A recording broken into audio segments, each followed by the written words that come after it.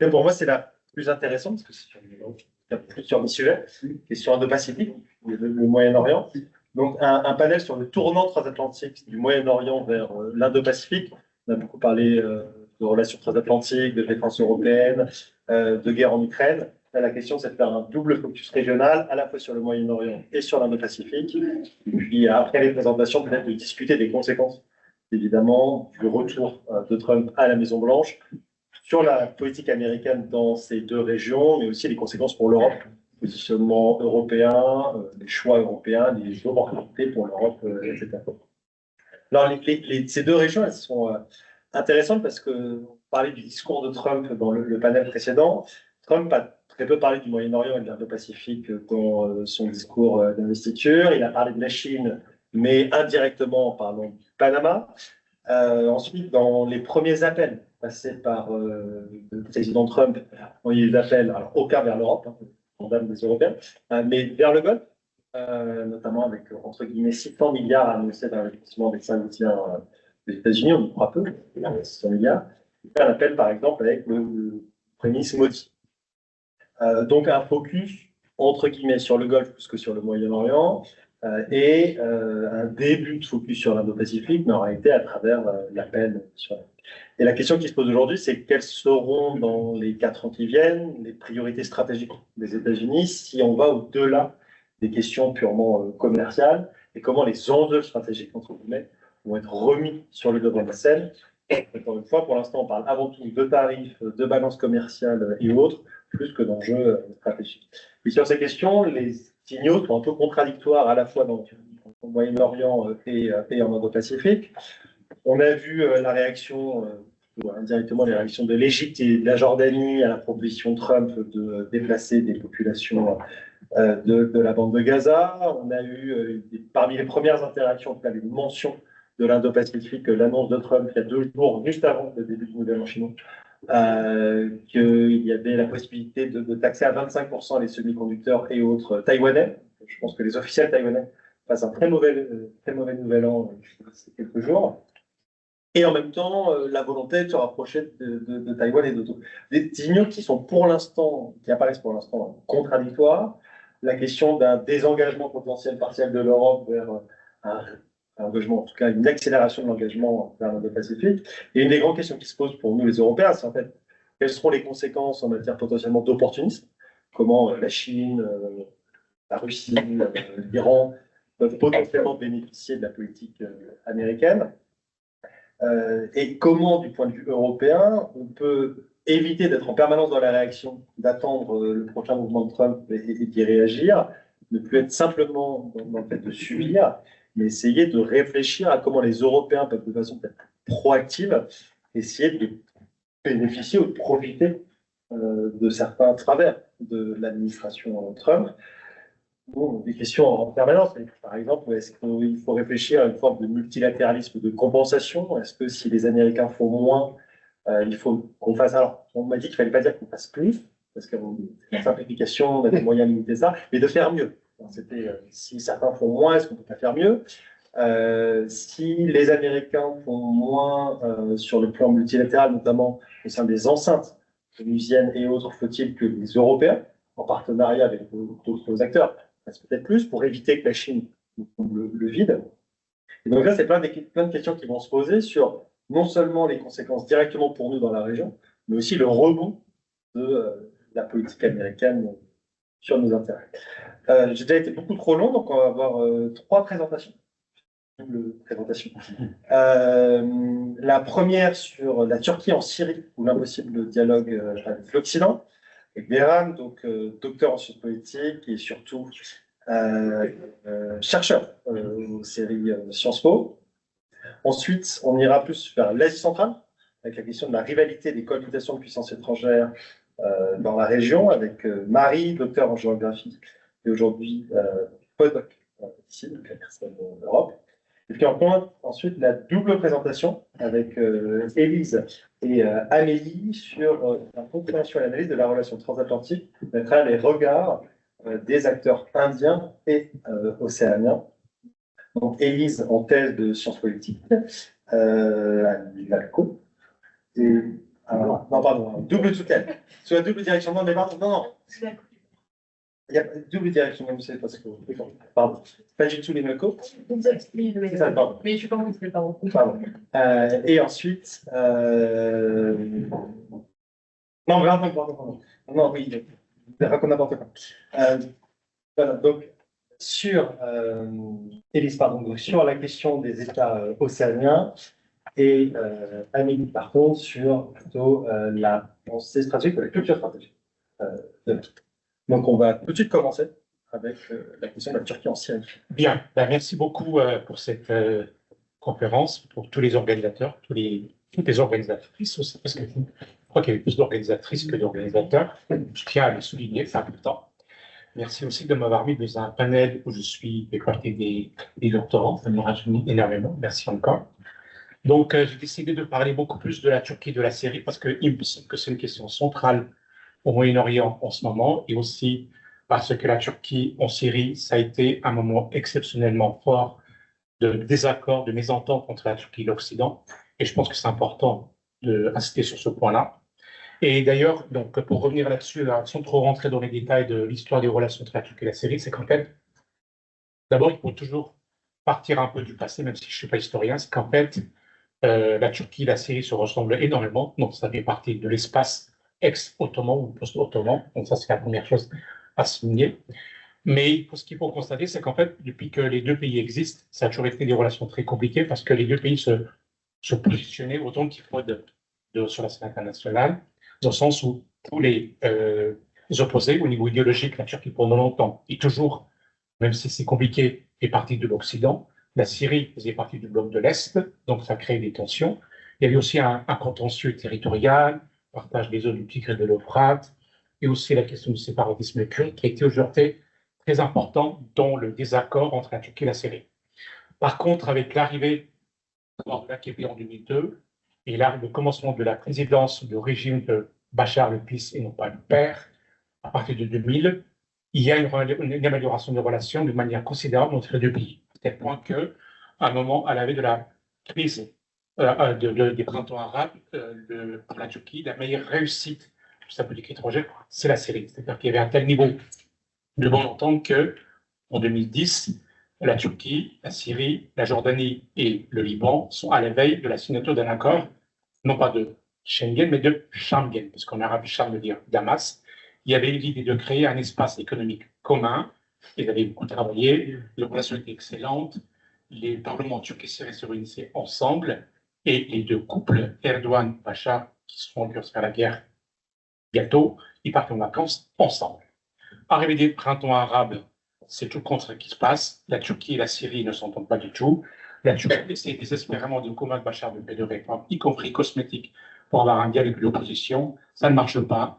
Et la Turquie et l'Occident, c'est d'une manière générale, il y a une participation, une volonté de faire déloger Bachar, et ça ne marche pas. Et de ce fait, la Turquie, après avoir essayé de convaincre Bachar de faire des réformes qui ne marchent pas, elle va s'inscrire dans une position à fond anti-Bachar, pré-rébellion. Elle va soutenir la rébellion d'une manière constante, politiquement, militairement, économiquement, à tous les niveaux. Et je crois que c'est surtout à ce moment-là, en fait, que la transformation du conflit syrien en guerre civile interne, ça va être un moment de très nette détérioration des relations entre la Turquie et l'Occident. Je pense qu'en Occident, on ne se rend pas compte à quel point ça a été très compliqué parce que les effets de la crise syrienne ont été nombreux pour la Turquie sur la Turquie.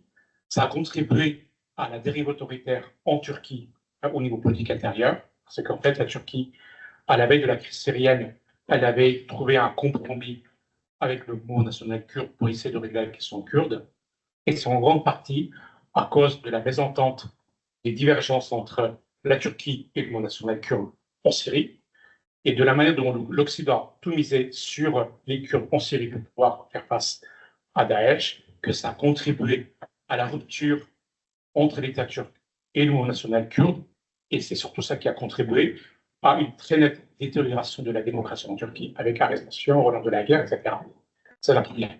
La deuxième, c'est qu'en fait, c'est aussi au moment de la crise en Syrie, du fait de la crise en Syrie, en fait, que la Turquie a complètement fait un shift à l'Est, dans le sens où son incapacité et l'incapacité de l'Occident à dialoguer avec la Turquie dans la crise en Syrie fait que la Turquie va se rapprocher davantage des pays avec lesquels elle était en conflit avec la Russie, rapprochement avec la Russie, le rapprochement avec l'Iran, le dialogue avec la Chine va se faire parce que la Turquie a le sentiment qu'en Syrie, ses partenaires traditionnels occidentaux ne comprennent pas son souci sécuritaire, dans le sens où les effets négatifs de la crise en Syrie sur la Turquie, ça a été la dérive autoritaire, l'impact économique, la pénurie de réfugiés, le Royaume à gérer très compliqué, et aussi le sentiment qu'elle a des soucis sécuritaires que l'Occident ne comprend pas. Pour donner un exemple concret, la Turquie qui essaye d'intervenir en Syrie pour assurer sa sécurité, ça a été mal perçu en Occident, alors que si on regarde bien, l'intervention militaire de la Turquie en Syrie, c'est en 2016, 5 ans après les printemps arabes, enfin après le commencement de la guerre, et c'est le dernier qui intervient militairement en Syrie, alors que c'est le pays qui subit le plus les conséquences négatives. C'est-à-dire qu'il y a d'abord l'intervention de la Russie, de l'Iran, de Hezbollah, du PKK, et la Turquie n'entre en Syrie qu'en 2016. Et de ce fait, c'est aussi pour ça que la Turquie va être obligée de se rapprocher de la Russie et va nous racheter les S-400, après avoir été incapable de créer un dialogue avec les États-Unis pour l'achat de patriotes. En fait, elle se retrouve, à mon sens, dans l'obligation d'acheter à la Russie, d'ailleurs des S-400 qui sont toujours dans les cartons qui n'ont pas été ouverts. Donc ça montre à quel point il y a le calcul de la Turquie, une sorte d'obligation d'acheter des armements russes parce que c'était le seul moyen de trouver un accord avec les Russes pour pouvoir entrer militairement en Syrie et mener un combat et contre le PKK, et contre Daesh, et contre Bachar. Donc, de ce fait, si vous voulez, à cause de cela, il y a eu une très forte détérioration entre la Turquie et les États-Unis. Il y avait aussi d'autres points de divergence. D'abord, c'est-à-dire qu'au niveau de la dérive autoritaire, mais aussi au niveau sur le fait qu'il y avait en Turquie un des responsables, un mouvement politique religieux en Turquie qui a participé au putsch. Je pense que maintenant vous le connaissez parce qu'il est très actif en Europe, il a été très actif. C'est le mouvement Fethullah Gulen. Et ça a été aussi une pointe de discorde dans la Turquie et les États-Unis. Et en fait, la Turquie voulait l'extradition ou la pacification de ce mouvement aux États-Unis qui est assez actif. Ça a créé beaucoup de tensions. Et pour aujourd'hui, j'ai envie de dire en fait qu'on est plutôt dans une perspective d'amélioration où je pense que les relations seront beaucoup moins tendues entre la Turquie et les États-Unis sur plusieurs dossiers. D'abord, sur le fait que la mouvance du Gulen n'existe plus tellement. Elle a été complètement pacifiée en Turquie. Lui-même est mort il y a quelques mois, de cela au mois d'octobre dernier, donc c'est plus un facteur majeur de crise entre la Turquie et les États-Unis. Pour ce qui est de la situation en Syrie, le fait qu'il y ait un changement de pouvoir, je pense que maintenant, a priori, avec le nouveau pouvoir qui s'installe en Syrie, on a le sentiment en fait, que ce sera beaucoup plus facile pour les Turcs et pour les Américains de trouver un compromis, même s'il reste encore la question kurde qui demeure au centre de la mésentente entre la Turquie et les États-Unis. La Turquie reproche aux États-Unis d'avoir misé sur le pays kurde et surtout sur le PKK, qui pour elle est vraiment gênant. Et là, on a l'impression en fait que les États-Unis ont compris que depuis le changement de régime à Damas, les Kurdes eux-mêmes, ils sont en train de trouver probablement un accord entre la Turquie, son nom national kurde, et en Syrie avec le nouveau pouvoir, qui est un compromis sur la question kurde. Donc j'ai envie de dire en fait que, a priori, on s'achemine vers une relation turco-américaine beaucoup moins tendue qu'auparavant, et avec un Trump qui, certes, inquiète, mais qui est beaucoup moins hostile à la Turquie qu'il n'a été dans le passé. Sur les autres questions régionales, là aussi, entre la Turquie et les États-Unis, a priori, il y aura un dialogue beaucoup plus facile parce que ce qui posait problème, c'était, par exemple, dans le Karabakh, le fait que le Karabakh, maintenant, est sous le contrôle de l'Azerbaïdjan, ça crée vraiment de tensions. Pour ce qui est de la position de la Turquie en Ukraine, ça a été quelque chose qui a été un levier positif pour la Turquie parce qu'en fait, dans la guerre après l'invasion de l'Ukraine par la Russie, la Turquie a trouvé un compromis, a adopté un positionnement qui lui a permis d'améliorer son dialogue, sa relation avec l'Occident, ses partenaires traditionnels, Et a priori, on va s'acheminer vers un dialogue beaucoup plus facile. Mais en même temps, je dis ça, mais on sait très bien en fait que Trump est tellement imprévisible qu'en réalité, on ne sait pas en fait. Donc, je pense que ça dépendra aussi de comment les États-Unis perçoivent leur position, leur politique en Syrie. Pour l'instant, c'est pas encore très, très clair. Il y a une dernière question qui sera probablement problématique entre la Turquie et les États-Unis, c'est la question palestinienne, c'est Israël. En Turquie, que ce soit le pouvoir ou l'opposition, il y a un consensus sur le fait qu'il faut avoir une position pro-palestinienne. La gauche pour des raisons d'anticolonialisme, la droite religieuse, la droite pour des raisons de la religieuse de la Palestine, les Palestiniens. Donc de ce fait, je pense que ça va être un vrai enjeu. Mais là-dessus, les Turcs ne feront pas de concessions et je pense qu'ils seraient prêts à accepter une détérioration des relations entre les États-Unis parce que pour eux, c'est une question fondamentale. Il y a un consensus là-dessus. Voilà, donc je vais finir là-dessus. Mais encore une fois, on verra comment ça va évoluer parce que Trump est au pouvoir depuis pas longtemps et on verra comment il va se produire. Merci beaucoup. Super, merci beaucoup. On va tout de suite passer à la présidente qui prendra les questions suite des trois présentations. Est-ce que tu peux tout de suite mettre merci beaucoup. Alors moi, je vais parler aujourd'hui de ce grand absent de tous nos débats, cet absent également du débat américain et donc de nos discussions aujourd'hui, l'Asie centrale, qui n'est pourtant pas du tout absent du débat chinois. Donc c'est une région aujourd'hui qui est stratégique pour la Chine et pour l'Union européenne, mais qui n'attire pas du tout l'attention des États-Unis depuis une dizaine d'années. Donc l'Asie centrale, c'est ces 5 pays, Kazakhstan, Turkménistan, Ouzbékistan, Kirghizistan, je ne sais plus ce que j'ai dit, Turkménistan et Tadjikistan. C'est une zone qui est généralement caractérisée dans l'Union européenne comme un carrefour stratégique. C'est caractérisé comme zone tampon face à l'Occident par la Chine ou encore d'arrière-cour stratégique par la Russie.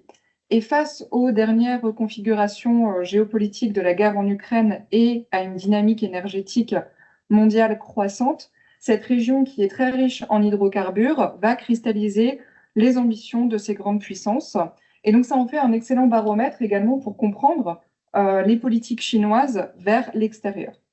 Donc cette importance de l'Asie centrale, elle se manifeste à travers 3 enjeux cruciaux. Tout d'abord, la région est devenue le théâtre d'une compétition pour le partage énergétique. La Chine et l'Union européenne tentent de diversifier leurs approvisionnements, tandis que la Russie tente de maintenir son influence historique dans la zone. Deuxièmement, l'Asie centrale occupe une position géostratégique clé dans le cadre des nouvelles routes commerciales eurasiatiques. Le développement d'infrastructures de transport, donc les corridors ferroviaires, les aéroports et les routes, à travers l'initiative chinoise des nouvelles routes de la soie ou Belt and Road Initiative, va redessiner les flux économiques continentaux et régionaux. Et enfin, troisièmement, cette région, elle est au cœur des préoccupations également sécuritaires, particulièrement depuis le retrait occidental d'Afghanistan. Et la stabilité de l'Asie centrale est cruciale pour contenir des menaces transnationales, plus spécifiquement pour la Chine, sur les questions du terrorisme que la Chine a identifié et également le trafic de drogue. Donc la montée en puissance de la Chine, le repositionnement de la Russie dans cette zone et les tentatives d'influence occidentale vont se confronter dans cette région centra-asiatique et ça en fait donc voilà, un intérêt majeur pour nous ici. L'Asie centrale, c'est avant tout une zone avec un potentiel énergétique très important. Le Kazakhstan possède environ 2% des réserves mondiales de pétrole, produit 70 millions de tonnes par an, donc c'est un acteur majeur dans la région. Le Turkménistan, lui, dispose de plus de 3000 milliards de mètres cubes de gaz naturel et c'est une ressource essentielle pour la Chine depuis les années 90 et les années 2000. Et la Chine importe près de 65 milliards de mètres cubes de gaz par an depuis l'Asie centrale, soit environ 40% de ses importations gazières terrestres. Pour Pékin, ces approvisionnements, ils sont nécessaires pour réduire la dépendance de la Chine aux routes maritimes qui sont assez vulnérables au Moyen-Orient. Le Kazakhstan est également le premier producteur mondial d'uranium, Il représente 43% de la production mondiale. Et une partie de cet uranium, donc la moitié, est exportée vers la Chine et 37% est consommé par la France. L'Ouzbékistan fournit également 13% d'uranium à la France. Et donc ces chiffres montrent bien que cette région est devenue indispensable pour les programmes nucléaires européens. La Chine a également développé des programmes dans la région avec une coentreprise entre Kazatomprom et la compagnie chinoise CGNPC pour produire du combustible nucléaire à destination des réacteurs chinois. La Russie, quant à elle, sur ces questions énergétiques, essaie de garder la mainmise sur l'uranium kazakhstanais via Rosatom pour étendre son influence dans des projets nucléaires civils en Asie centrale. Et d'ailleurs, la visite d'Emmanuel Macron au Kazakhstan assez récente montre l'intérêt vif des puissances étrangères sur la construction de ces nouveaux chantiers. Pour l'Union européenne, il s'agit également de sécuriser les approvisionnements en uranium, notamment depuis la rupture des relations avec le Niger, qui était un autre fournisseur clé.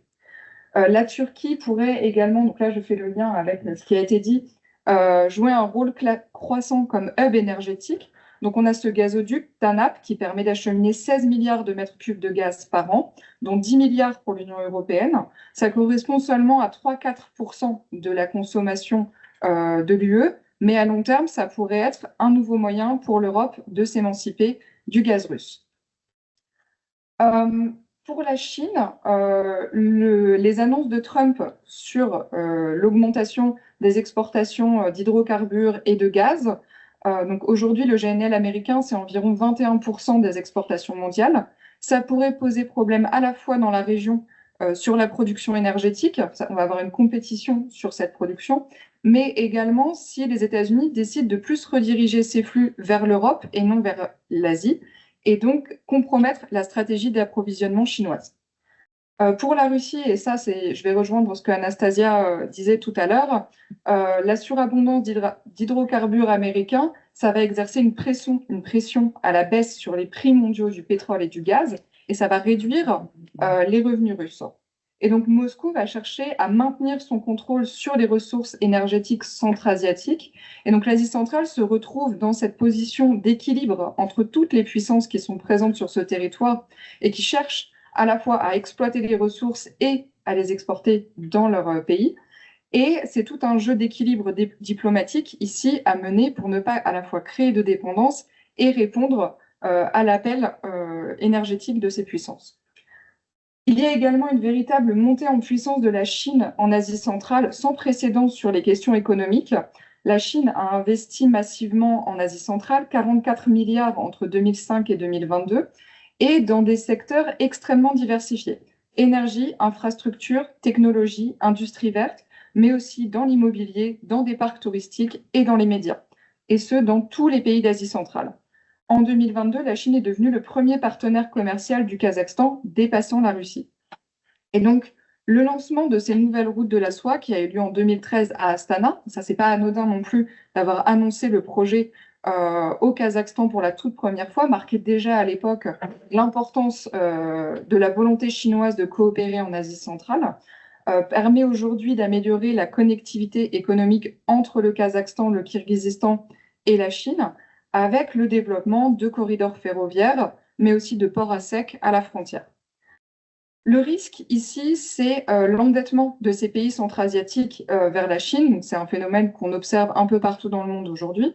Mais la Chine détient 40% de la dette du Kirghizistan et environ 30% de celle du Tadjikistan. Donc on a un risque croissant de perte de souveraineté économique de ces pays. Et donc je parlais de la construction de ces centrales nucléaires ou encore de ce barrage hydroélectrique qui doit être construit au Kirghizistan. La Chine peut faire pression pour qu'on sélectionne ces entreprises et non les entreprises européennes ici. On a également un important soft power qui a été mis en place par la Chine dans cette région avec l'ouverture des instituts Confucius dès le début des années 2000 et des initiatives culturelles très importantes, mais aussi la construction d'hôpitaux ou d'autres infrastructures pour essayer de faire face aux résistances locales des populations. On a des manifestations anti-chinoises qui ont éclaté au Kazakhstan et au Kirghizistan depuis 2017, par peur à la fois de cette dépendance économique, mais aussi peur de ce que la Chine pourrait faire, pourrait envahir, et également pour répondre aux tensions ethniques croissantes dans la province du Xinjiang, avec des populations ouïghours, mais aussi kazakhs, kirghizes, Dongan et Hui, qui sont dans ces camps de détention. Enfin, en ce qui concerne les enjeux sécuritaires en Asie centrale, la Chine s'implique de plus en plus, tant sur le plan bilatéral que sur le plan multilatéral. Son engagement reste toutefois limité et principalement tourné vers la question de la protection de ses frontières et de la lutte de ce que la Chine qualifie de terrorisme, qui représente la principale menace pour son territoire. Donc, dans ce contexte, Pékin a identifié ce que le gouvernement appelle les 5 mots comme menace principale. Donc, autrefois, c'était les 3 mots, aujourd'hui, ce sont les 5. Le terrorisme, le séparatisme, l'extrémisme religieux, le trafic de drogue et la criminalité transnationale organisée. Donc, cette approche, elle s'inscrit avant tout dans une logique entre sécurité intérieure et extérieure de la Chine.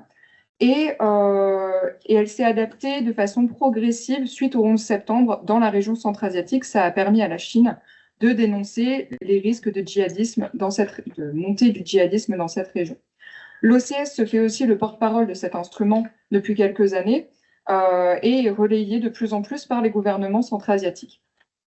La lutte contre ces 5 mots, donc elle se traduit par une présence sécuritaire qui va inclure des exercices militaires conjoints, des programmes de formation et l'établissement de 2 avant-postes militaires au Tadjikistan. Néanmoins, l'acteur sécuritaire majeur en Asie centrale reste encore aujourd'hui la Russie, avec des installations militaires dans 3 des 5 pays de la région. Et lors des révoltes au Kazakhstan en janvier 2022, le président Tokayev aurait pu appeler, grâce à l'Organisation de coopération de Shanghai, la Chine à intervenir, mais a préféré appeler, dans le cadre de l'OTSC, le président Poutine pour qu'il intervienne avec ses troupes.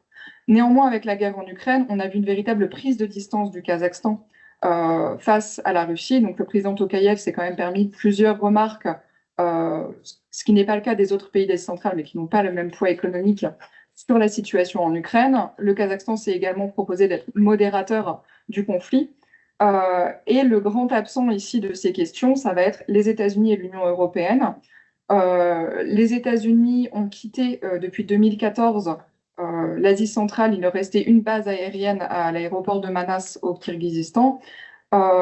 Lors du précédent mandat de Trump, il était potentiellement question que les États-Unis réinstallent une base militaire en Asie centrale. La question est où, avec la difficulté de coopération avec le Turkménistan. Le Tadjikistan, c'est également des relations assez compliquées. Le Kazakhstan est trop loin de l'Afghanistan et trop proche de la Russie. Et donc, il resterait, une fois de plus, le Kirghizistan. Donc, à voir ce que Trump aura prévu pour ce prochain mandat. Pour conclure, finalement, sur ces questions, je vois vraiment un grand défi à venir pour les questions de sécurité en Asie centrale. Ça va être la transition énergétique qui s'amorce dans cette région, avec des défis environnementaux conséquents et notamment une sécurité hydrique qui va être compromise d'ici la fin de ces années 2020, donc début des années 2030. On a déjà des tensions qui existent entre Kirghizistan, Tadjikistan et dans la vallée du Fergana. On a également des bassins d'eau partagés avec la Chine à la frontière que la Chine exploite majoritairement et sur lesquels il n'y a pas de coopération aujourd'hui. Donc, est-ce que le Kazakhstan, à un moment, interviendra pour avoir accès à ces ressources hydriques? Et un deuxième enjeu qui est cette balance complexe pour les pays d'Asie centrale entre toutes ces puissances qui cherchent à s'investir. Donc, comment mener ici à la fois leur libre arbitre et la gestion justement de ces tensions à venir. Merci.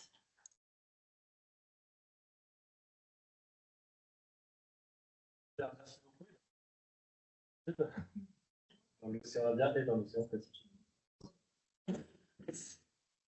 Bonjour à tous. Alors, premièrement, avec Amélie, on voulait vous remercier d'être ici parce que du coup, on est aussi doctorante au Centre du Civil, donc à Paris 2, et coéditrice au mobilité. Donc, c'est vraiment hyper réjouissant pour nous de vous voir ici et d'avoir ces échanges et ces débats très fructueux, et aussi d'avoir une plateforme pour nous en tant que jeunes publics. Justement, comme le rappelait du coup le professeur Massé, le professeur Fernandez ce matin, c'est très important pour nous. Et aujourd'hui, on voulait vous proposer un petit exercice de décentrement. L'idée, c'est d'aller penser la relation transatlantique, donc ces dynamiques et en même temps ces acteurs, dans des espaces où on n'irait pas forcément le faire à première vue. Et donc, l'idée, c'est de montrer que donc Amélie adoptera une posture plus vers l'océan Indien et moi plus sur l'Océanie, notamment le Pacifique insulaire. Et donc, on va essayer justement de démontrer ça. Et dans les questions, on reviendra sur notamment, je pense, Trump. Donc, premièrement, déjà, la dynamique transatlantique en Océanie, elle est pensée très différemment de la dynamique qu'on peut avoir nous ici en Occident en général. L'Indo-Pacifique, ce n'est pas une conception, que ce soit politique ou géographique, qui parle aux États insulaires. Quand je parle des États insulaires océaniens, j'exclus l'Australie et la Nouvelle-Zélande volontairement. Et là, on part plutôt, comme vous le voyez sur la carte, qui est une projection renversée, on appelle ça une carte Down Under. C'est des États insulaires qui sont, avec leurs ZEE, qui sont en vert ici. Donc, vous voyez que c'est des États, là, c'est des États indépendants, mais aussi il y a des communautés d'outre-mer, comme la Polynésie française ou la Nouvelle-Calédonie, qui sont inclus. Et donc, l'idée, c'est de voir un peu comment ils perçoivent cette relation. Et le problème, entre guillemets, là-bas, c'est que le terme d'Indo-Pacifique, c'est un terme qui est très connoté et c'est un terme qui ne leur parle pas. Eux, ils parlent de Pacifique bleu. Et je vais y revenir un petit peu. Mais en fait, en Océanie, le grand souci, c'est qu'avec le fait colonial qui a quand même marqué l'histoire de ces États qui sont récemment indépendants, c'est depuis les années 70 que leur indépendance s'est faite, toutes les toponymies en fait, qui décrivaient ces lieux, elles ont été toujours englouties dans le terme Pacifique Sud ou dans le terme Indo-Pacifique. Et donc, ils sont en train de se réapproprier leur espace. Et eux, ils préfèrent parler en termes de Pacifique bleu. C'est un terme qui a été pensé pour décrire comment l'Océanie, en fait, au lieu d'être plein de petites îles éparpillées, est en fait un grand continent océan. Donc, ça met l'accent sur justement leur grande superficie maritime et pas sur leur toute petite surface terrestre.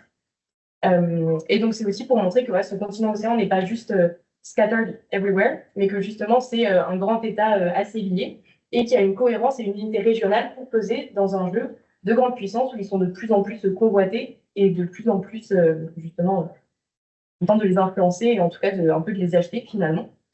Et donc, on parle de Pacifique bleu. C'est un concept qui a vraiment été ancré dans le cadre régional, c'est-à-dire qu'en 2017, ils l'ont vraiment appliqué dans une stratégie qui a été érigée après en 2022, qui s'appelle la stratégie 2050 pour le continent bleu du Pacifique. Et donc, l'idée, c'est de montrer que l'Océanie et donc le Pacifique bleu, c'est vraiment un continent océan, mais de paix, de prospérité, de non-alignement. On en parlait avant, et pour eux, le non-alignement est très important, qui serait à rebours des conceptions justement indo-pacifiques. Parce que pour eux, l'Indo-Pacifique, et là je cite Steven Ratura, qui est un chercheur néo-zélandais qui travaille là-dessus, pour eux, l'Indo-Pacifique, ça fait écho à des notions d'hégémonie, d'impérialisme et de militarisation. Et donc c'est tout à fait à rebours de eux, leur conception justement qui est donc de leur espace et de leur zone. Et par exemple, un exemple très probant de cette différence de conceptualisation, ça a été le partenariat AUKUS, que vous connaissez tous, où en fait, AUKUS, certes, il y a une dimension où on peut voir ça comme une interconnexion entre du coup, les alliés européens et les alliés océaniens avec l'Australie et plus ou moins la Nouvelle-Zélande avec le pilier 2. Sauf que c'est aussi un signe en fait, et un symbole de militarisation pour les États insulaires qui, depuis 1985, considèrent que l'Océanie est une zone dénucléarisée. Donc pour eux, c'est vraiment un rebours de leur conception. Donc il faut penser que la relation transatlantique, quand elle parle de ce tournant indo-pacifique, pour les États du Pacifique insulaire, c'est une notion en fait qui n'a pas vraiment de sens et dans laquelle ils ne s'identifient pas forcément. Et donc dans cet espace-là, on constate un peu un double mouvement dans l'architecture de sécurité régionale qui est en pleine émergence et qui est en pleine recomposition. Donc d'une part, vous avez la multiplication des actions des grandes et des moyennes puissances, que ce soit la France, les États-Unis, l'Australie, la Nouvelle-Zélande, la Chine évidemment, et dans une autre moindre mesure, il y a l'Inde qui s'est investie, le Japon, la Corée du Sud, tous ont un intérêt là-dedans. Et donc, ils sont en train de réinvestir la région massivement par une aide au développement qui est en pleine croissance, des initiatives aussi de diplomatie de défense croissantes, et aussi la signature d'accords de sécurité bilatéraux ou multilatéraux. Et donc, là-dedans, en tout cas, l'Union européenne, les États-Unis et la France, elles coopèrent énormément et ont un lien très étroit avec l'Australie et la Nouvelle-Zélande, parce que pour ces deux derniers États, le Pacifique, c'est vraiment leur précaré. Donc, c'est une coopération qui ne peut se faire que par eux et à travers eux, et d'ailleurs très souvent en adéquation avec eux et leurs souhaits. Et donc, on peut penser au Pacific Quad. Vous avez aussi le mécanisme France, qui là est lié entre la France, l'Australie et la Nouvelle-Zélande. Il y a aussi le Indo-Pacific Economic Framework for Prosperity, IPEF, et le Partners in the Pacific, dont vous avez peut-être entendu parler, sachant que la France fait très partie de ces deux dernières initiatives. C'est à noter qui ont été initiées par le Code. Et donc, toutes ces grandes puissances se considèrent pas seulement des nations qui sont dans le Pacifique, mais vraiment des nations du Pacifique. Elles ont vraiment toute une rhétorique, un argumentaire pour démontrer le bien fondé de leur action là-dedans et pourquoi elles y sont, quels sont leurs intérêts et ce qu'elles peuvent y apporter. Donc, c'est des dynamiques qui sont très interconnectées, mais qui en même temps sont à géographie très variable.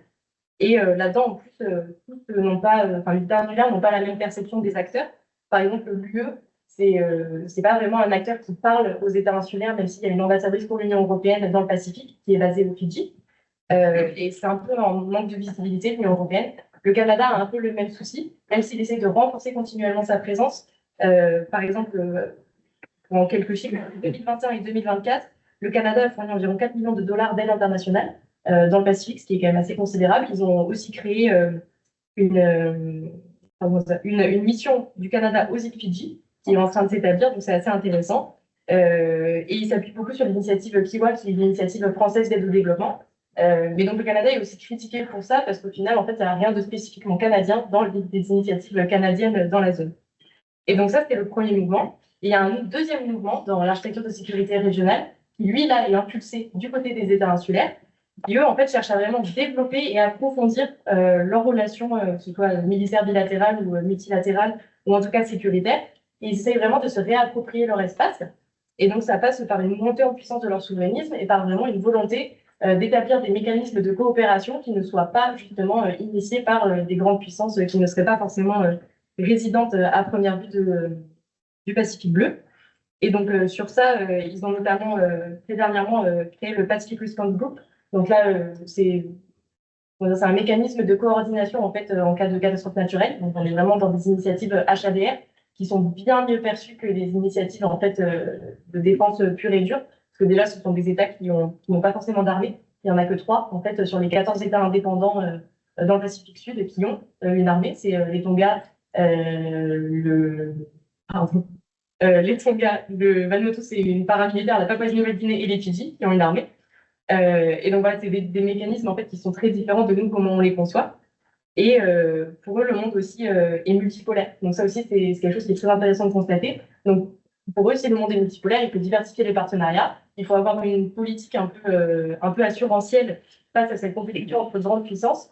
Qui pour eux, et ils le disent ouvertement dans toute leur stratégie de sécurité nationale ou dans leur livre blanc de politique étrangère, c'est que la compétition entre grandes puissances, c'est un symbole, et pour eux, c'est une source d'incertitude.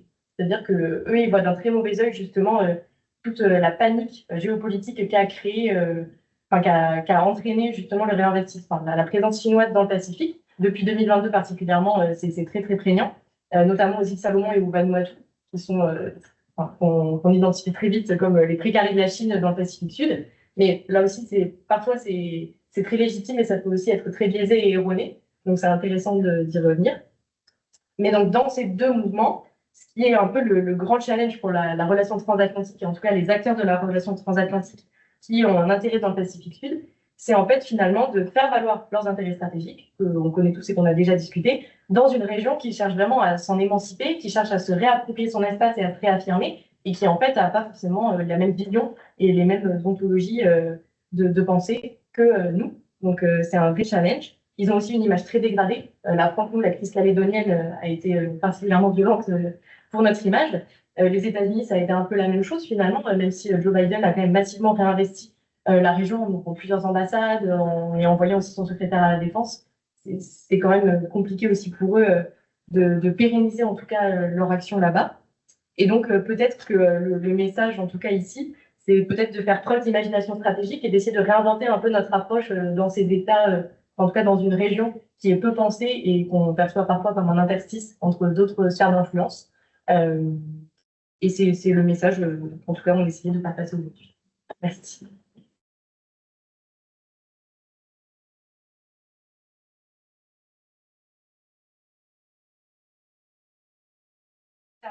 Partie de l'Indo-Pacifique, l'océan Indien, par une perspective notamment de la puissance indienne dans la région.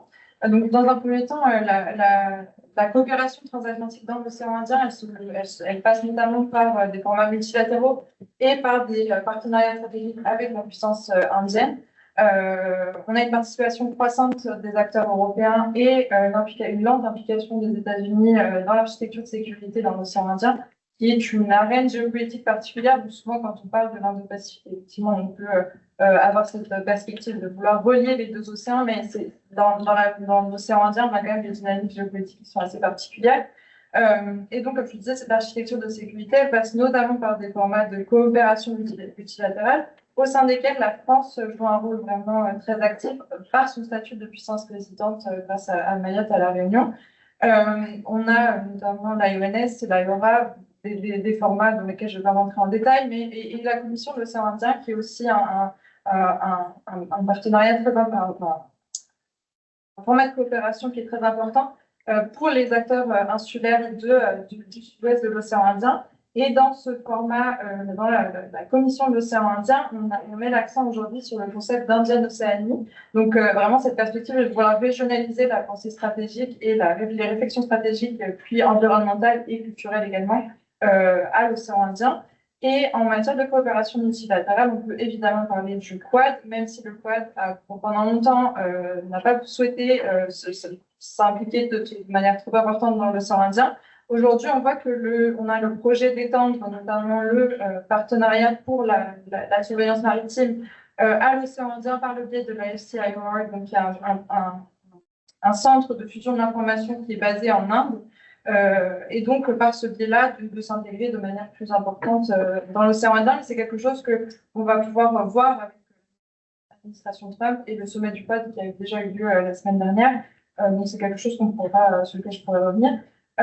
Au niveau de l'Union européenne, maintenant, la stratégie Indo-Pac de 2021 soulignait la volonté de l'UE de s'intégrer davantage dans cette architecture de sécurité dans l'océan Indien, notamment en soulignant les partenariats avec l'East African Community et avec la Commission de l'océan Indien. C'est intéressant parce qu'on voit vraiment cette perspective de vouloir prendre en compte les acteurs de l'Afrique de l'Est, qui sont souvent un petit peu oubliés quand on parle de l'océan Indien. Et cette approche, elle s'inscrit aussi dans la continuité bien sûr du programme Crimario qui visait à renforcer les capacités des acteurs de l'océan Indien, notamment en matière de surveillance maritime. Et dans le cadre aussi, dans la continuité des présences maritimes coordonnées, qui sont des coopérations flexibles qui permettent aux États membres de contribuer volontairement avec des moyens dédiés dans ces présences. Mais ces initiatives ne sont pas sans défi. Aujourd'hui, on voit que l'UE a du mal à des difficultés à mobiliser les États membres dans le cadre de ces CMP, notamment. On a aussi des stratégies des États membres qui peuvent parfois entrer en concurrence. On le voit notamment dans les relations avec les partenariats bilatéraux avec l'Inde, on peut avoir des concurrences qui apparaissent et des divergences. Mais donc, si on peut se dire d'un côté que les visions et les compréhensions différentes aussi du rôle de l'océan Indien dans le cadre plus large de l'Indo-Pacifique peuvent mener à une espèce de division du travail. En réalité, on voit qu'on a encore des difficultés à coordonner les actions entre ces différents acteurs dans la région. Maintenant, je vais plutôt me concentrer sur le point de vue de l'Inde, qu'on a tendance à peut-être un petit peu parfois oublier ou du moins caricaturer, mais donc l'Inde qui voit l'Indo-Pacifique comme à l'instar de la France allant des côtes d'Afrique de l'Est aux côtes des Amériques. Mais il est évident que pour l'Inde, la priorité géostratégique, c'est l'océan Indien, son précaré. Dans sa doctrine navale de 2015, la marine indienne articulait clairement le sud-ouest de l'océan Indien et les États insulaires de l'océan Indien comme étant la priorité stratégique, avec aussi les points d'entrée et de sortie de l'océan Indien, évidemment, et ses mers intérieures. Et l'Inde n'a cessé en fait de souligner son rôle, son statut privilégié dans cet océan. Le 15 janvier dernier, le Premier ministre rappelait encore que l'Inde était le first responder dans l'océan Indien, à l'image de ses interventions dans HADR, notamment au Mozambique en 2019, et puis d'autres interventions.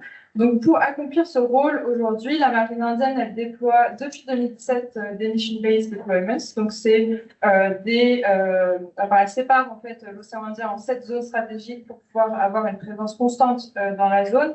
Ces déploiements, ils ont vraiment pour objectif d'étendre la zone couverte par sa surveillance maritime, de détecter l'entrée de navires chinois, notamment dans l'océan Indien, Et puis également d'agir en tant que first responder, premier intervenant, en cas de catastrophe naturelle. Et comme le disait Elise, c'est aussi quelque chose qui est beaucoup mieux vu, évidemment, dans la région, d'avoir une position sur les points de vue enfin, sur le sujet des catastrophes naturelles plus que sur le sujet de la militarisation et le sujet de la Chine.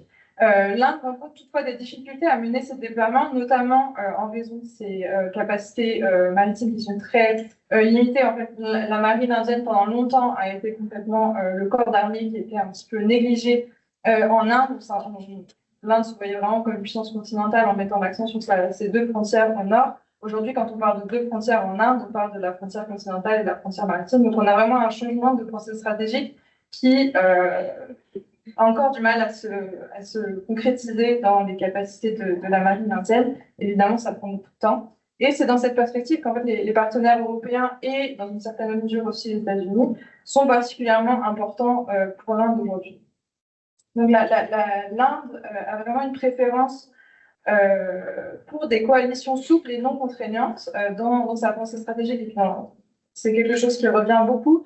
L'Inde a toujours refusé la perspective d'une alliance militaire, mais ça on l'a vu à multiples reprises. Elle a toujours préféré les partenariats stratégiques et, comme je disais, des coalitions souples. Et comme je disais aussi, donc ces moyens limités dont elle dispose vont la pousser donc à vouloir développer ces partenariats stratégiques pour avoir des accès à des infrastructures de ravitaillement et d'approvisionnement logistique. On l'a vu en 2022 avec les multiples déploiements de P8 à partir de l'île de la Réunion, donc dans la coopération avec la France. Et puis aussi la FCIR, on a un bon exemple avec la présence d'officiers internationaux de liaison à Gougaon. Donc, au-delà de ces partenariats bilatéraux, l'Inde, elle va aussi vouloir développer des formats minilatéraux, donc le Quad en fait partie. Elle appelle ces formats-là des coalitions de contenance. Le ministre des Affaires étrangères le répète souvent.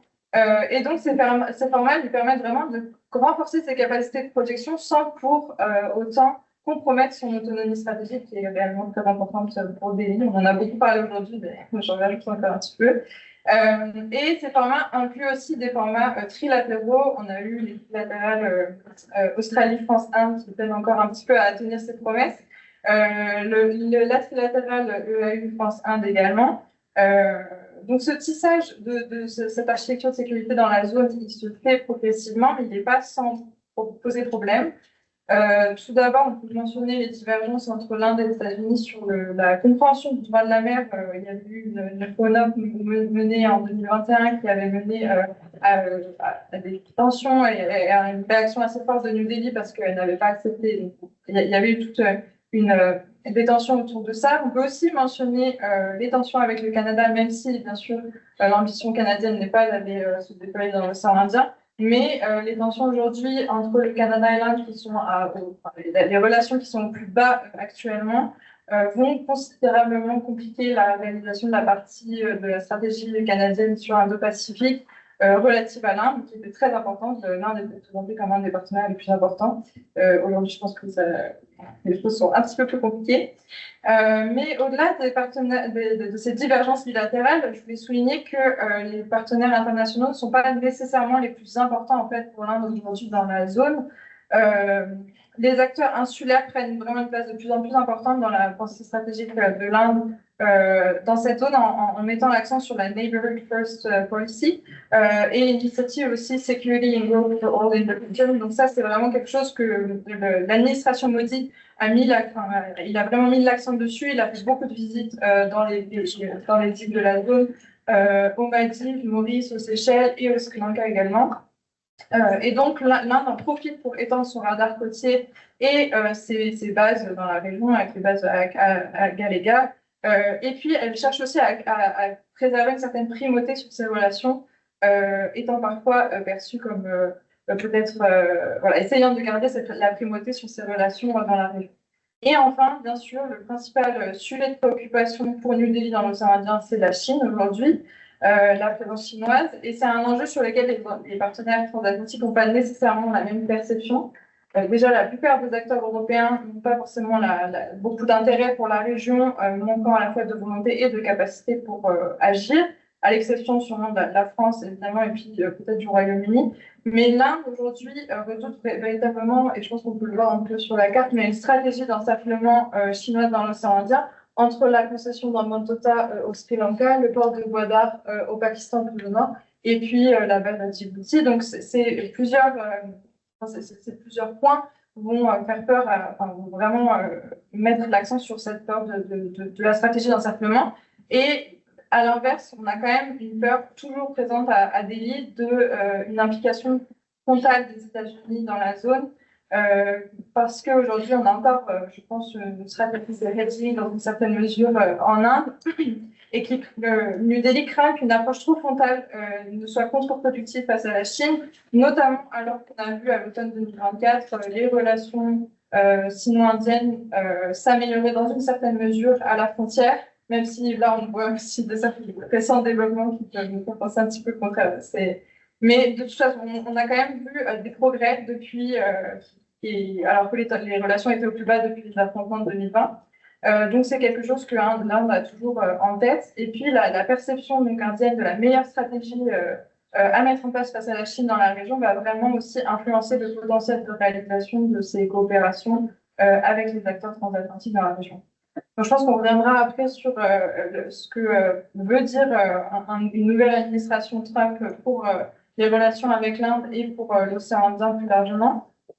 Mais ce qui est sûr, c'est qu'en Inde aujourd'hui et plus largement, on se dit que si une administration Trump qui demanderait à tous ses alliés et partenaires d'augmenter leur budget de défense, ce serait potentiellement une réelle opportunité aussi pour l'Inde et pour d'autres puissances européennes de s'engager davantage dans l'océan Indien. À l'image de la trilatérale Australie-France-Inde dont je parlais avant, qui avait été d'ailleurs initiée sous Trump 1.0, et dans une certaine mesure en réaction à Trump 1.0, et qui pourrait peut-être enfin produire aussi des résultats concrets dans une optique de renforcement de l'autonomie stratégique des acteurs de l'océan Indien et au-delà, sans oublier aussi l'importance, je le mentionnais, des acteurs d'Afrique de l'Est et potentiellement agir avec l'Inde et ces acteurs-là dans l'océan Indien pour développer des partenariats et des trilatérales. Voilà, merci beaucoup. Merci beaucoup pour les 4 présentations extrêmement complémentaires. En fait. Moi, j'ai premier point rapide sur des aspects communs aux présentations, puis après peut-être une première série de questions très rapides sur les 4 présentations avant d'ouvrir à la salle. Le premier, c'est qu'on voit que l'ensemble des acteurs. Alors, je sais qu'en France, on aime bien dire que nous, on n'est pas dans une logique de bloc, on veut éviter tout ça. Souvent, des critiques à l'époque, je pouvais l'exprimer plus ouvertement. Mais on voit bien dans toutes ces régions, dans des logiques où chaque État n'est même pas dans une logique de multi-alignement, pour reprendre un terme qui est utilisé en Inde, mais dans une logique en tout cas multi-partenariat. Qu'aucun des États, que ce soit en Indo-Pac, au Pacifique insulaire, dans l'océan Indien ou en Asie centrale ou au Moyen-Orient, dans une logique d'alignement sur une des grandes puissances, et va être dans une logique multi-partenariale et opportuniste, va justement essayer de bénéficier de la compétition entre grandes puissances pour maximiser les concessions des uns et des autres. Et dans le Pacifique insulaire, on voit très bien que c'est parce que la Chine, depuis 15 ans, a accru progressivement son influence, qu'on a eu premièrement côté australien depuis 2018, mais ensuite côté américain, japonais, indien, français et autres, un réengagement, plutôt un engagement de la zone. Le deuxième point, c'est comment est-ce qu'on essaye aussi de moderniser la façon dont on pense les questions de sécurité et de défense. Parce que ce qu'on voit dans l'ensemble de ces régions, c'est qu'on a une approche souvent plus intégrée des questions de sécurité, avec une forme de continuum où les questions de sécurité économique, de sécurité humaine, de sécurité environnementale ont un poids beaucoup plus important qu'on peut l'avoir en Europe sur notre conception de la sécurité. À un moment même où nous, la sécurité militaire, avec la guerre en Ukraine, revient sur le devant de la scène. Et donc, c'est comment est-ce qu'on arrive en tant qu'Européens à renforcer nos coopérations avec l'ensemble de ces pays selon une approche qu'on pourrait, je ne sais pas, appeler de comprehensive security ou autre. HRP, c'est d'un mandat, avait parlé au Shangri-La de l'Europe, très critique. À l'époque, je n'étais pas à la commission, donc je peux l'être, de Smart Security Enabler, Smart security, alors déjà les Européens qui arrivent en Indo-Pac vont dire non, on fait de la smart security parce que les autres n'en font pas. Donc vous êtes tous des teubés, pas nous. Deuxièmement, enabler, c'est-à-dire sans nous, vous n'avez pas de smart security. Je trouve ça un peu maladroit. Par contre, est-ce qu'on ne peut pas être un comprehensive security enhancer, peut-être de ces pays? Dans ce cas-là, valoriser une approche européenne sur des aspects qui ne sont pas militaires en tant que tels. Mais on voit, ça peut être de l'utilisation de Copernicus, à de la santé humaine, ça peut être de l'adaptation au changement climatique, à de la sécurité dans les sociétés civiles, violences contre femmes, etc. À un moment où les Américains vont en faire beaucoup moins et où la Chine a une approche qui est un peu particulière. Donc ça, c'est les points entre les 4 présentations. Très, très rapidement, sur chacune des présentations, une question. La question de la Turquie, elle est hyper intéressante. On réfléchissait justement il y a quelques jours à la Chine au Moyen-Orient, la Chine vis-à-vis de la Méditerranée, etc. Et ce qu'on remarque, c'est qu'en fait, la Turquie est dans une position un peu particulière, parce qu'elle est en dehors des formats de coopération chinois, que ce soit le FLOCAC avec l'Afrique, ou que ce soit le CAC, c'est-à-dire le format de coopération avec les pays arabes. Et donc la Turquie, qui est pourtant du point de vue chinois un pays très important, est en dehors des mécanismes chinois régionaux. Et c'est donc, quelle est, du point de vue turc, l'importance de la Chine? Et est-ce que la Turquie, dans la compétition sino-européenne et autres, va pouvoir essayer de s'en servir comme d'un levier? La deuxième question, c'est on voit que l'administration Trump, en tout cas les premiers éléments, semble ne pas être du tout intéressée aux questions de gouvernance, de transition démocratique à l'étranger, etc. Est-ce que ça crée une opportunité ou un poids supplémentaire complémentaire aux Européens sur la question de la transition démocratique ou pas, mais en tout cas de gouvernance en Syrie? Et dans ce cas-là, quel est le rôle que les Européens peuvent jouer? Alors, j'ai eu l'impression qu'il y avait beaucoup de conditions qui étaient mises au réengagement européen. Mais dans ce cadre-là, quelle peut être la coopération entre l'Europe et la Turquie? Je n'ai pas précisé au tout début, je n'utilise pas du tout ma casquette de la Commission aujourd'hui. Vous ne voyez pas du tout des questions indirectement de la Commission. Le deuxième aspect, c'est sur l'Asie centrale. On voit une Asie centrale qui continue de se rapprocher de la Chine, un commerce bilatéral qui approche maintenant les 100 milliards de dollars, qui a considérablement augmenté, en partie indirectement du fait de la guerre en Ukraine et des sanctions européennes sur la Russie. On voit le commerce, par exemple, les exportations chinoises de voitures exploser vers l'Asie centrale.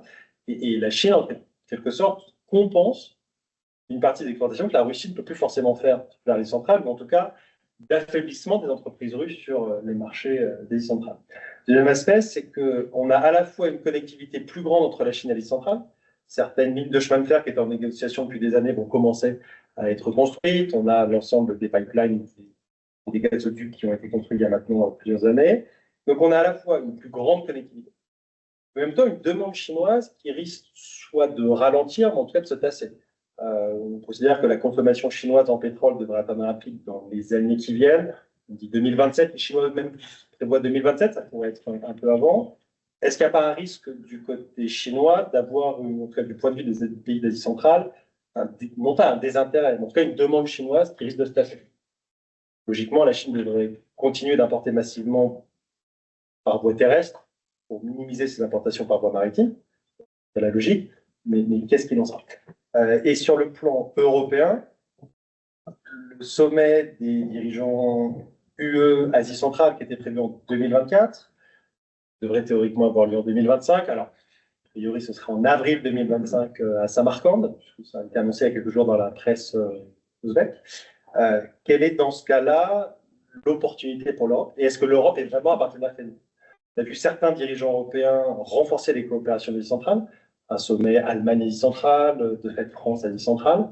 Quel est le rôle de l'UE dans cette situation?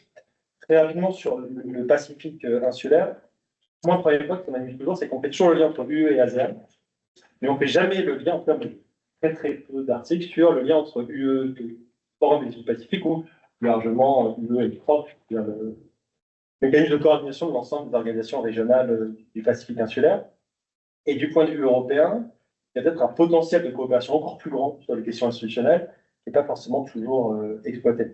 Mais comme je disais que les pays de la région cherchent à, non pas être démilitarisés, en tout cas éviter une militarisation, et sortir d'une logique qui en ferait des victimes du rapport de force sino-américain, comment est-ce que l'Europe peut se positionner?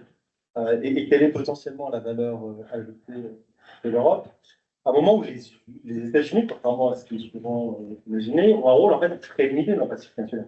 Le Pacifique insulaire et États-Unis, c'est 1 milliard d'échanges annuels.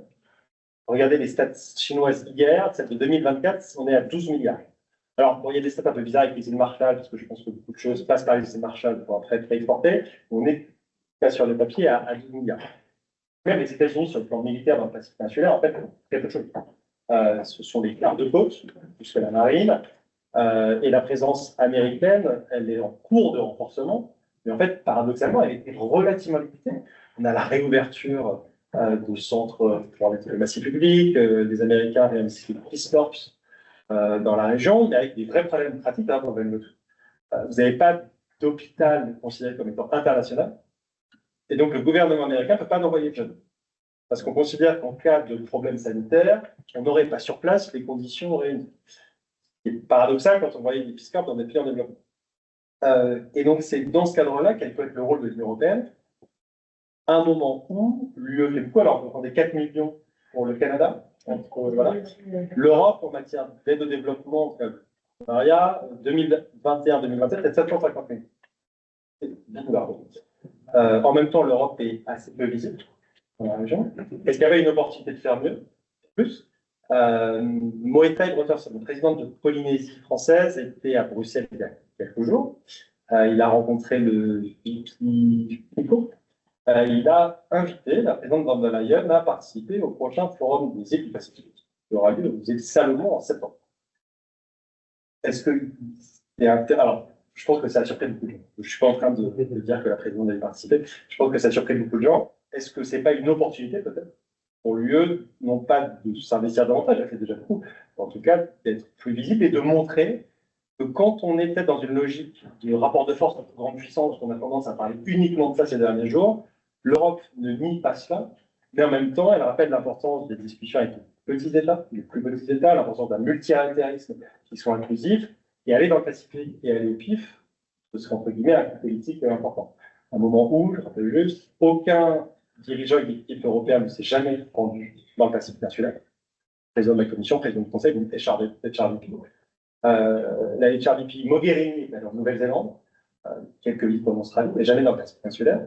Côté européen, il y a eu la ministre des Affaires étrangères allemand en 2021. Il a fallu attendre 2023 pour avoir un président français et une ministre des Affaires étrangères française. Et donc, ce serait un double coup, c'est-à-dire participation d'un dirigeant européen et en même temps dans la région. Et dernier point sur l'océan Indien. Enfin, déjà, dans l'Indo-Pacifique, moi, je mets ma paroisse, ce serait plutôt le côté océan Pacifique, mais le fait que l'océan Indien, c'est le plus important pour les Européens, parce que nos flux commerciaux passent avant tout dans l'océan Indien, plus que dans le Pacifique, clairement pas dans le Pacifique insulaire. Et donc, c'est comment les Européens, peut-être, réussissent à mieux conceptualiser ce qu'ils font dans l'océan Indien, y compris sur le plan militaire, pas forcément au niveau de l'UE, mais au niveau des États membres. Et clairement, quand on parle de présence militaire coordonnée, en disant parfois en mer de Chine méridionale, etc., c'est plus facile de le faire dans l'océan Indien, y compris parce que beaucoup plus de marines européennes peuvent projeter dans l'océan Indien que dans la mer de Chine méridionale. Et donc là, la question c'est comment est-ce que les Européens peut-être peuvent faire mieux et quelles sont les marges de manœuvre, en tout cas les opportunités qu'ils présenteraient. Un moment où, ça a été annoncé il y a quelques jours, la présidente a annoncé à Davos qu'elle se rendrait en Inde. Ça devrait être à la fin du mois de février. C'est une visite non pas seulement de la présidente de la commission, mais normalement du collège. Pas d'éléments pour un mais on a en fait un partenariat stratégique UE1 qui arrive à son terme en 2025. Il faut le renouveler. Quel est le potentiel UE1? Qu'est-ce que pourraient attendre les Indiens de ce partenariat? Et comment les Indiens pourraient, entre guillemets, sortir par le haut de cette rivalité sino-américaine en attendant dans la voie des Européens. C'est une question un peu désordonnée. Puis après, on... Bien.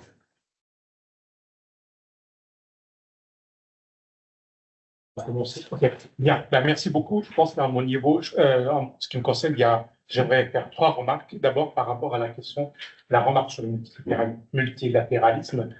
Ça, c'est quelque chose qui intéresse vraiment la Turquie.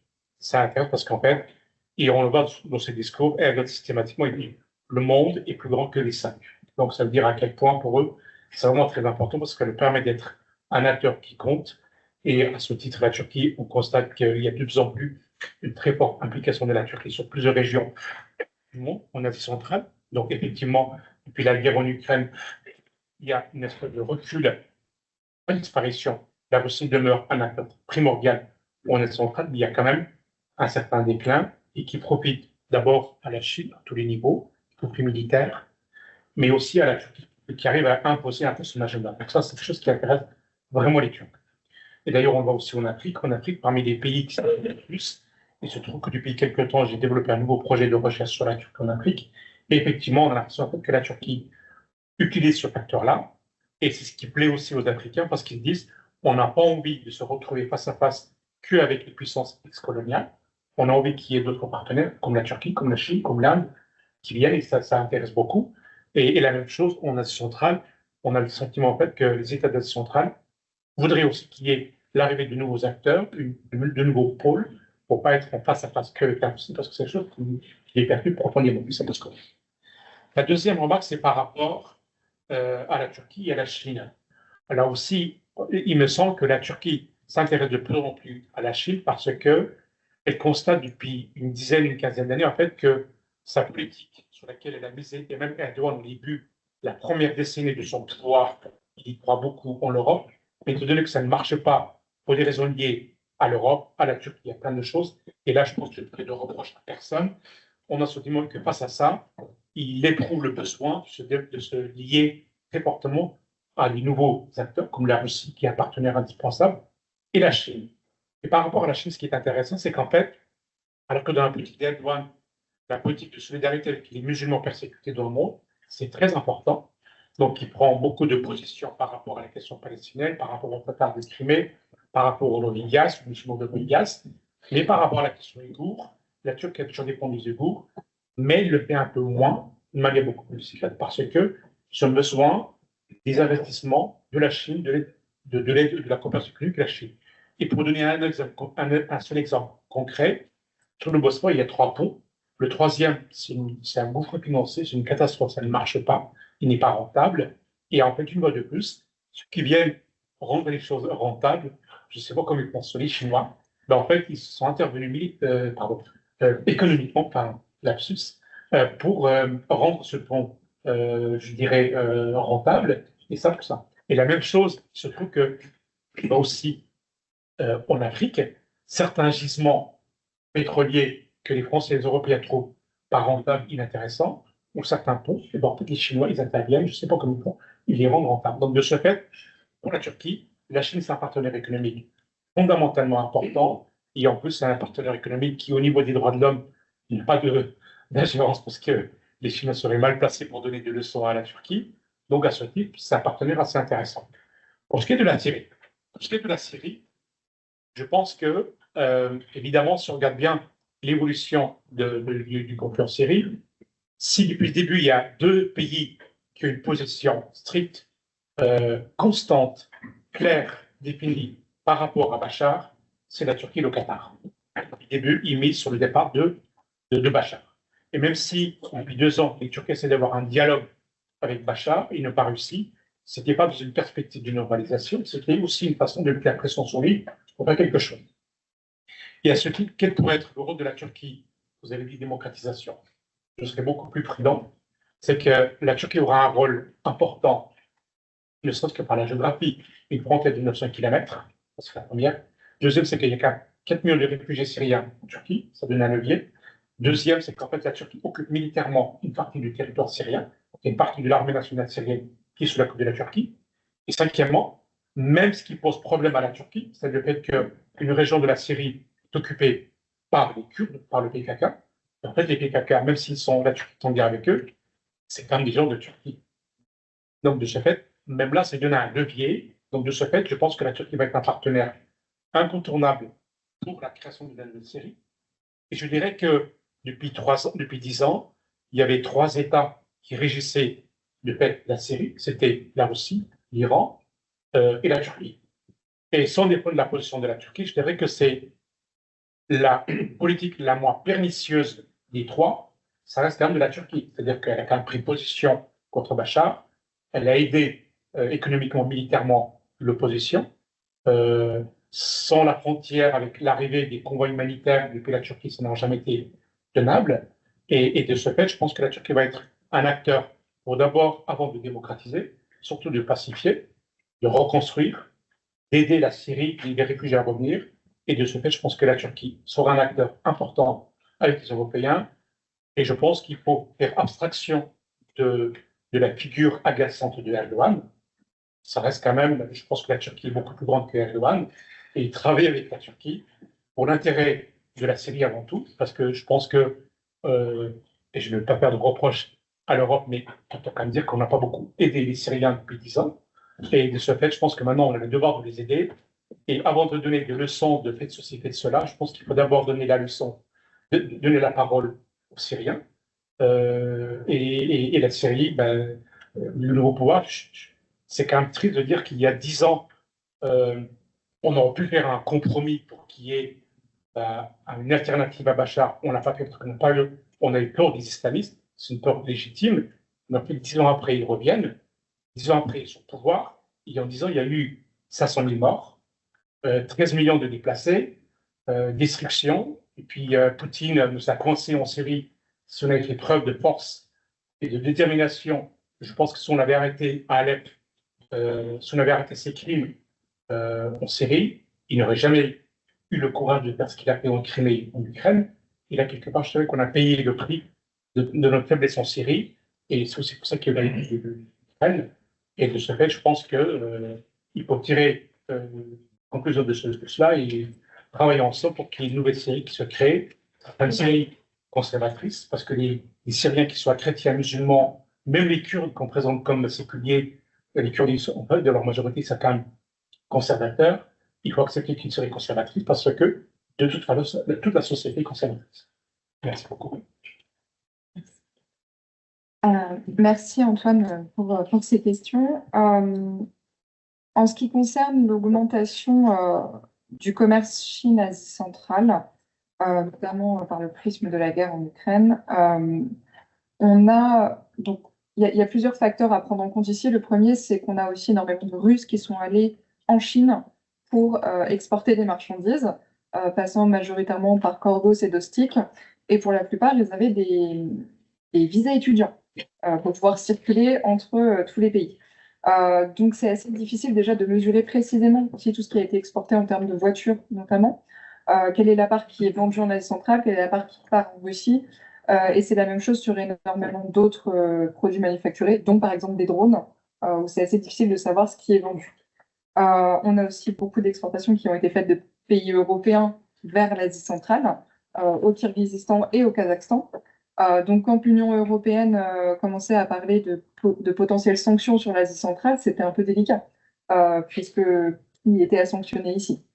Maintenant, en ce qui concerne les questions énergétiques et du pétrole qui est exporté, il y a plusieurs projets d'extension prévus par la Chine sur les oléoducs et les gazoducs. Donc, même si la Chine arrive à un pic dans les années qui viennent, je pense qu'elle a plutôt intérêt à sécuriser ses approvisionnements qui vont, au contraire, être beaucoup plus sûrs que ceux qui vont venir du Moyen-Orient et par bateau, et en plus encombrer les côtes est de la Chine qui sont déjà saturées pour la logistique. Et donc, on a vraiment ces chemins bis qui vont permettre et de passer par le Xinjiang, d'envoyer aussi plus de population dans la province du Xinjiang, majoritairement des Han, et de continuer ce processus de réappropriation de la province. Et les pays centra-asiatiques sont très demandeurs de toute façon. Alors après, le Kazakhstan a quand même mis des limites depuis son indépendance sur les présences étrangères, en empêchant toute entreprise étrangère d'être actionnaire majoritaire que ce soit pour le forage du pétrole ou sur les questions du gaz. Donc le Kazakhstan reste toujours méfiant sur ces présences-là, mais l'arrivée de Tokayev au pouvoir a quand même changé un peu la donne. Bon, Tokayev reste très proche du pouvoir russe, mais il a aussi fait une grande partie de ses études à Pékin. Il parle chinois Et il y a une vraie coopération qui est menée entre les deux présidents depuis l'arrivée de Tokayev au pouvoir. Et est-ce que ça pourrait pas aussi être un moyen pour le Kazakhstan de s'émanciper de plus en plus de la tutelle russe en se rapprochant de la Chine, qui a donc ses partenariats économiques à développer. Là où je vois une difficulté, c'est qu'on a une vraie dualité d'opinion au Kazakhstan et en Asie centrale de manière générale entre les élites politiques et les populations locales, qui elles sont particulièrement méfiantes face à l'arrivée de la Chine, alors que les élites y voient avant tout un atout économique. J'en ai discuté avec quelques chercheurs centra-asiatiques il y a 2 semaines, donc à qui je posais les questions de justement ces tensions ethniques qui ont lieu dans la province du Xinjiang, comment est-ce que les populations réagissent et les élites. Et leur réponse, c'est de toute façon, ce sera business first. Et ça, malheureusement, il y a peu de réponses qu'on peut donner aux pays centra-asiatiques là-dessus. En ce qui concerne l'Union européenne, et ça rejoint finalement un peu cette logique aussi de Comprehensive Security Enhancer dont je parlais, je pense que si l'Union européenne essaie de s'intégrer dans les réseaux centra-asiatiques, on ne peut pas refaire des routes de la soie bis, parce que ça existe déjà, les tracés sont faits, et ils fonctionnent très bien. Ça va plutôt être comment est-ce qu'on va, par exemple, sur des zones logistiques comme celle de Corgos, encourager des entreprises européennes à aller s'installer et à coopérer, et pas à créer une zone à côté de Corgos pour refaire la même chose. Et pour le moment, il y a très peu d'entreprises étrangères qui circulent à Corgos ou à Dostik. On n'a pas prévu de s'impliquer non plus dans le projet ferroviaire CKU entre la Chine, le Kirghizistan et l'Ouzbékistan. Et là où on a aussi une vraie opportunité, c'est travailler avec les populations les plus jeunes. On a énormément d'universités étrangères en Asie centrale, mais de moins en moins d'étudiants centra-asiatiques qui viennent en Europe. On en forme de moins en moins, alors que la Chine, au contraire, attire énormément d'étudiants, que ce soit en médecine, en ingénierie ou en commerce. Et ça, après, ça permet sur le long terme d'avoir une vraie relation avec ces pays, qu'on ne fait plus, notamment parce qu'on arrête de leur délivrer des visas. Et ça, c'est un vrai souci. Voilà. Merci. Alors, merci pour toutes vos questions, les gars. Alors, d'abord, je vais faire un peu dans le désordre, mais sur les États-Unis, effectivement, il y a vraiment une dissonance entre leur influence réelle, entre guillemets, et vraiment les ressources qu'ils y mettent. Sur le total de l'aide au développement en 2024, les États-Unis, c'est à peu près 7% de l'aide au développement dans la région. Donc, c'est très peu comparé à l'Australie qui est à 46%. Donc, déjà, c'est vrai que c'est à relativiser très, très fermement. Et d'autant plus que dans ces 7% d'aide au développement, il y a à peu près 66% de ces financements qui vont dans les États qui sont signataires du COFA, ce qu'on appelle les Comebacks of Free Association. En fait, ça aussi, c'est quelque chose que je n'ai pas réexpliqué, mais les États-Unis, de manière, et c'est historique, ils sont très présents en Océanie, mais dans la zone qu'on appelle la Micronésie, c'est-à-dire Guam, les îles Marshall, les États fédérés de Micronésie.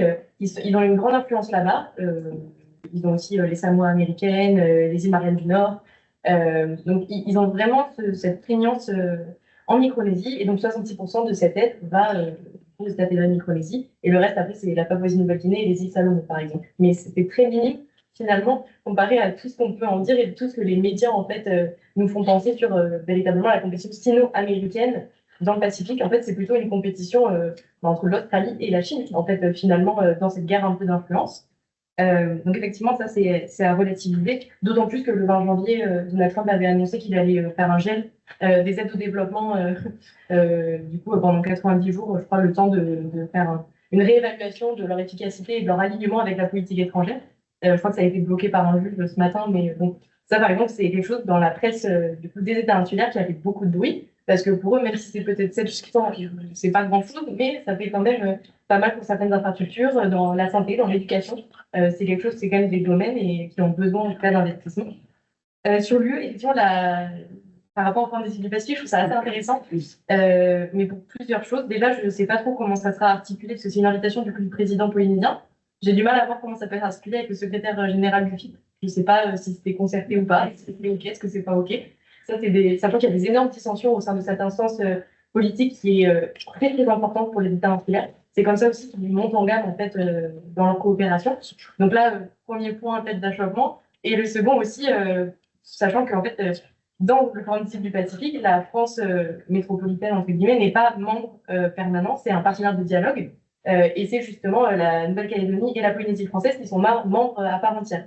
Donc il y a aussi ce problème de compétences qui parfois est très mal connu des États insulaires, où parfois on donne des prérogatives un peu régaliennes à la Nouvelle-Calédonie et à la Polynésie française que la France métropolitaine, en tout cas que Paris, ne veut pas forcément donner. Donc il y a toujours cette pédagogie à faire continuellement quand on coopère avec eux, mais c'est très intéressant. Et cette pédagogie, justement, je rebondis sur l'Union européenne. Là, l'Union européenne, énormément de visibilité dans la région. Effectivement, elle est là, mais elle n'est pas visible. Et ça, c'est un grand souci, parce que pour les États insulaires, en fait, l'UE, c'est un modèle de gouvernance qui est quand même très particulier. Pour eux, il n'y a pas de comparaison possible. Et encore une fois, eux, ils coopèrent avec des États européens. Mais ils ont du mal à dire, oui, on coopère avec l'UE. Ils savent qu'ils en tirent des bénéfices. Mais c'est très difficile parfois pour eux de dire, ah ben ça vient de l'UE. Alors que, par exemple, pour la Chine, le palais présidentiel aux îles Salomon, ah ben ça, oui, au Vanuatu, ah oui, il vient de la Chine. Ça, c'est des choses qui sont très publicisées par la Chine. L'UE en publicise beaucoup moins tout ce qu'elle peut faire dans la zone. Donc là, il y a un énorme enjeu là-dessus aussi. Et il y a toujours l'impact de la colonisation qui est quand même très très fort. C'est-à-dire que pour les États insulaires, les États européens, c'est des États qui les ont colonisés. En fait, tous les États insulaires ont été colonisés par des États européens. Et donc ça, c'est quelque chose qu'il faut quand même, il faut en avoir conscience quand on traite avec eux, parce que ça peut vite être un sujet de discussion. Et du coup, effectivement, l'idée, c'est pas forcément de faire plus, parce qu'il y a déjà beaucoup, et qu'il y a beaucoup de duplications, ça, c'est fou. Enfin, tout le monde se marche un peu dessus, et personne, en fait, on découvre parfois en parlant avec nos alliés que, vous faites ça, ben nous aussi. Et là, on se dit, bon, c'est peut-être bien qu'on se coordonne un peu, qu'on rentabilise un peu plus la chose. Et pareil, quand vous parliez des menaces militaires, en fait, les États insulaires ne se sentent pas menacés militairement. C'est écrit dans leur stratégie de sécurité nationale, surtout au Fidji, par exemple. C'est-à-dire qu'il n'y a pas de menace à leur intégrité territoriale. En revanche, il y a une menace sur leur perte, on va dire, de souveraineté, de leur dépendance justement aux grandes puissances.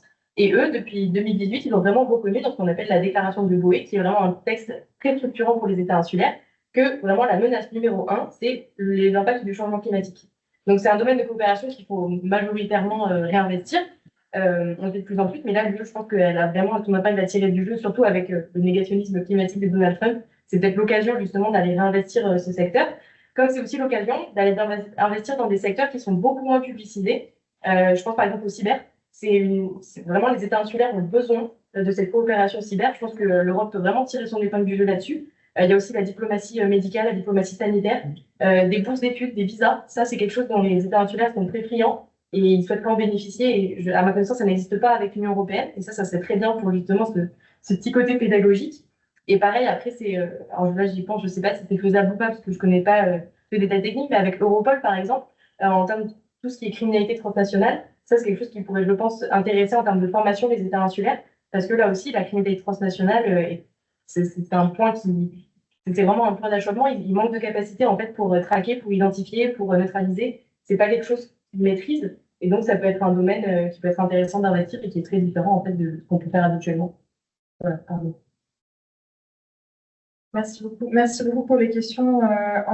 Pour revenir sur la question de l'Europe et comment, déjà au niveau des nations européennes, comment faire mieux dans l'océan Indien, c'est vrai que aujourd'hui, donc avec la nouvelle administration Trump, on va certainement voir un partenariat entre l'Inde et les États-Unis qui va encore s'approfondir, notamment parce que les deux leaders ont une très très bonne relation. Le premier chef d'État à avoir appelé Trump, c'était Narendra Modi. Également parce que sur la question l'ancien ambassadeur indien à Washington a rappelé que la promesse de Trump d'apporter la paix à Gaza et en Ukraine, ça s'alignait sur la déclaration de Modi selon laquelle nous ne sommes pas à l'ère de la guerre. Donc on a un peu cette perspective-là au niveau politique. Et on l'a vu aussi maintenant dans la population indienne, on a une très bonne perspective, on a une très bonne vision de Donald Trump en Inde, et puis aussi une perspective d'un leader fort, et c'est quelque chose qu'on retrouve aussi par rapport à Narendra Modi. Donc tous ces éléments-là vont clairement aller dans le sens potentiellement de ce qu'on avait déjà vu en fait sous Trump 1.0 avec un approfondissement de la relation, le Quad qui avait été élevé au niveau ministériel également, et puis la conclusion de multiples accords entre les deux partenaires. mais on a quand même dans la communauté stratégique en Inde des inquiétudes assez profondes sur ce que va être cette nouvelle administration de Trump.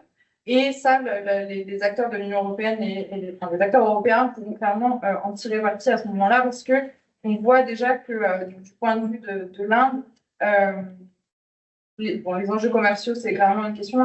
L'enjeu de l'immigration, c'en est une autre. Mais on a aussi cette perspective selon laquelle le Make in India, qui est la perspective vraiment de Modi, de nationaliser toute la production en termes d'armement, pourrait poser problème dans la relation avec la vision America First de Donald Trump.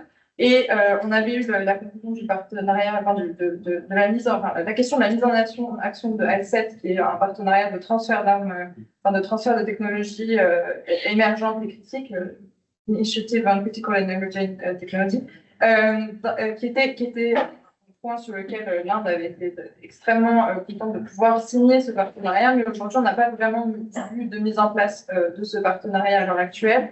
Et la question se pose encore aujourd'hui, donc ça c'est quelque chose sur lequel les acteurs européens pourraient progresser, c'est sur la question des transferts de technologies, la question des partenariats et de la production, la coproduction en Inde d'armement.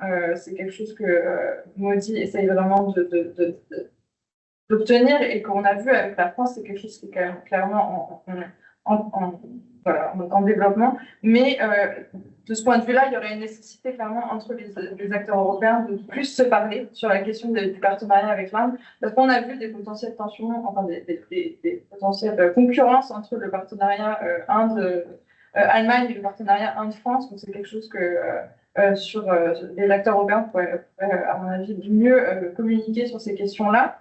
Sur la question de l'environnement, on a aussi clairement une opportunité pour les acteurs européens et pour l'Union européenne de continuer à agir dans le développement de ces actions HADR, dans le développement des capacités de surveillance maritime des États de la région aussi pour pour pouvoir répondre en cas de catastrophe naturelle plus rapidement que ce qu'on a pu voir dans le passé récent. Du point de vue des États insulaires de la région, il y a un autre point qui est un peu qui est en cours de résolution potentiellement, c'est le point des îles Chagos. Sur est-ce que le Royaume-Uni va attendre apparemment c'est comme ça que ça va se passer, mais va devoir consulter Trump avant de pouvoir restituer va vouloir consulter Trump avant de restituer les îles Chagos à Maurice. Donc c'est quelque chose qui est aussi très important pour les États insulaires, évidemment. Du point de vue de l'Inde, qu'est-ce que l'Inde peut attendre du partenariat entre l'UE et l'Inde en 2025, donc ce que vous disiez.